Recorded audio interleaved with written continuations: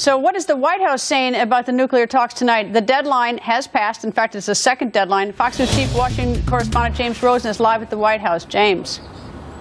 Greta, good evening. For the first time today, White House Press Secretary Josh Earnest signaled the willingness of the Obama administration to extend the Iran nuclear talks past their hard deadline of June 30th. Most of the foreign ministers who had been leading these talks left Lausanne, Switzerland earlier today to return to capitals, and on their way out they gave divergent assessments of how much progress was actually being made. Secretary of State Kerry hung in there, though, and even though the news network's pool camera was barred from shooting the sessions today for the first time in a while, Kerry was captured peering out of his hotel window as if looking for the right formula for a successful outcome.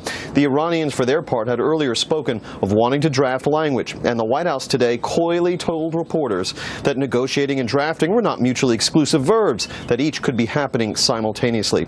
So, with no deal at hand, Greta, Secretary of State Kerry's aides have confirmed that he's hanging in there, staying in Lausanne, Switzerland, but this time their language was a bit different, specifying that he'd be staying through Thursday morning.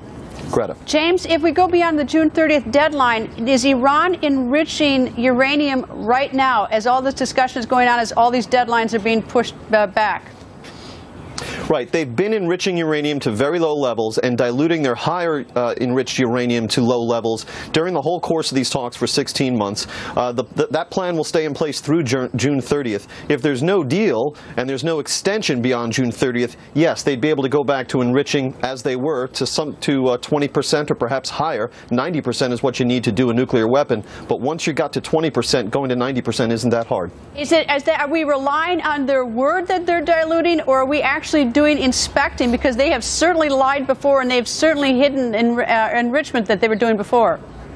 Throughout the entire 16 months of these negotiations, these inspections have been carried out by the International Atomic Energy Agency, the IAEA, which is the UN's nuclear watchdog agency, and that agency has confirmed that Iran is abiding by the terms of the deal. However, Iran was also supposed to come clean to the IAEA about work it did in the last decade on a military dimension to its program, warhead design, re-entry vehicles, that sort of thing, and the IAEA has made clear Iran has stonewalled on that score. James, thank you.